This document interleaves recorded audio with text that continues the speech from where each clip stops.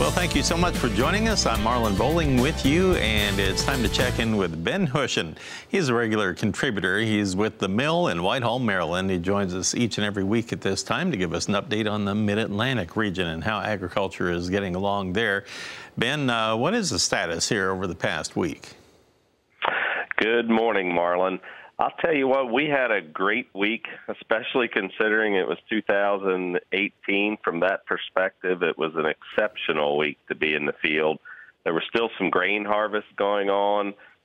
Folks that were already wrapped up were doing lime, spreading limes, pulling soil samples, spreading manure. And Marlin, for our Maryland farmers, it was a race because they have a deadline cutoff for spreading manure without getting an exception. Now, this year they were allowing an exception after December 15th. It really, last Saturday was the cutoff for getting manure spread in Maryland without asking special permission. And guess what? Saturday, here it came again, Saturday and Sunday, another 1.5 inches of rain, which reminded us it is 2018. Well, it is, and we're coming down the home stretch quickly, and you and I were just talking during the break that this is actually our last update before we get into Christmas, so Merry Christmas early to you and yours. I know we don't have a lot of time, but I know you wanted to make a special comment here before we get into the Christmas holiday, too. Yeah, I did, Marlon. Just doing a little reflecting. Last month, my mom went home to heaven, and I've just heard people say dairy farmer's wife, and I hear other folks farmer's wife.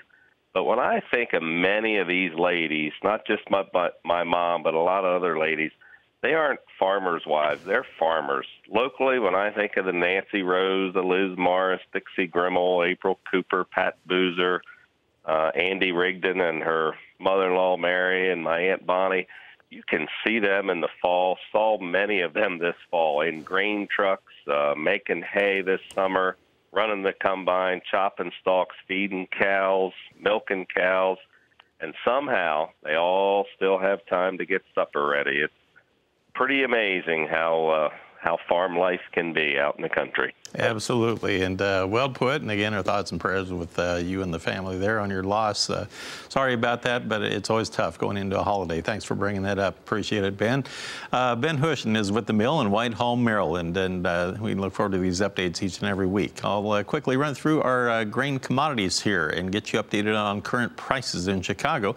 We'll start with that corn board in Chicago and see what's going on there. We have had a firmer tone going on, and right now the March is up 1 3/4. We're at 385 3/4, and the May up 1.5 pennies as well. In the soybean trade, here we go with a look at January, which is 5.5 higher at 9.10 1/4 per bushel. Meanwhile, March up 5 1/4. In the wheat market, we have Chicago March wheat now trading a penny lower at 5.34 1/4. It's been higher and it's been lower.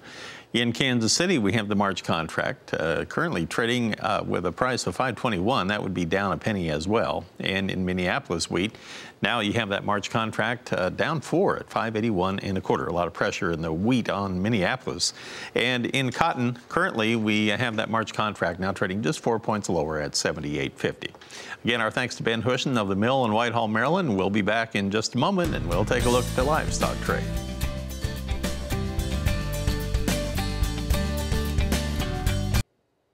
All right, we'll take a look at our livestock segment for you. And currently on our live cattle trade in Chicago, we have the December, which is in delivery, down 8 cents. We're trading at 118.95 per hundredweight right now.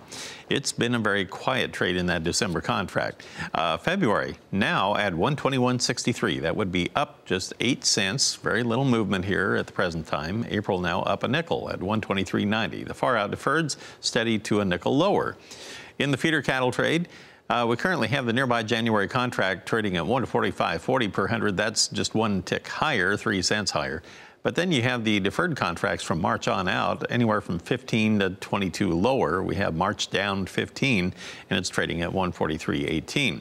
Meanwhile, in the lean hog trade, this is how things are shaping up. We have February down 95 cents now at 62.88, and we have April down 67 at 68.30 per hundredweight. You will note that the nearby contracts Well, at least up until just this moment, they had been showing more of a steeper loss, February leading the pack to the downside. I want to go to the phone and welcome Neil Kay back to the program. He's with Ashland Feed and Seed in Ashland, Kansas, and he always gets us updated on what's going on with the hay market in the Southern Plains. Neil, always good to visit with you. How are you doing this week?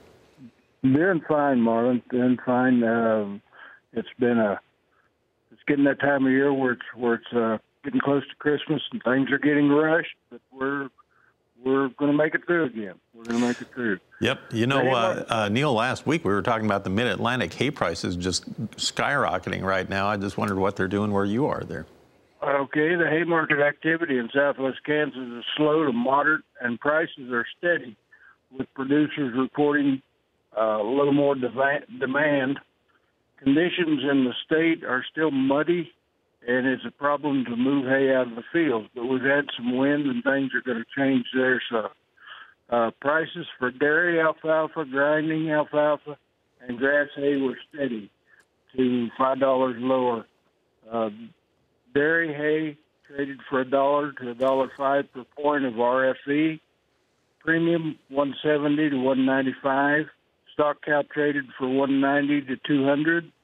Grinding alfalfa was at $170 to $180. Mostly all ground delivered locally to the feedlots, and dairy sold for $195 to $205. Corn stalks and wheat straw traded down $5. Large rounds were $50 to $60. Wheat straw traded for $65 to $70. Alfalfa pellets, sun-cured 15%, $210 to $220. Sun-cured 17% protein, $210 to $225. And dehydrated alfalfa traded for $245 to $255, Marlin. Well, Neil, thank you so much for visiting with us and getting us updated on what things are doing right there. Always good to hear from you, and hope you have a great rest of the week here. And since next week is going to be Christmas, Merry Christmas to you and the family as well. Neil Kay from Ashland Feed and Seed in Ashland, Kansas. Now, here's a look at the dollar value and the crude oil trade. We saw during the break, or heading into the break, if you were watching, crude oil taking a steep dive today. Right now on the dollar index, we have the March futures down 130 points. We're at 96.420, and then on that West Texas Intermediate crude, over $1 lower today. We are now down $1.13, Janet, at 48.75. What does that mean for gas prices? Significant slide there. Could be interesting. Yeah, thank you very much, Marlin.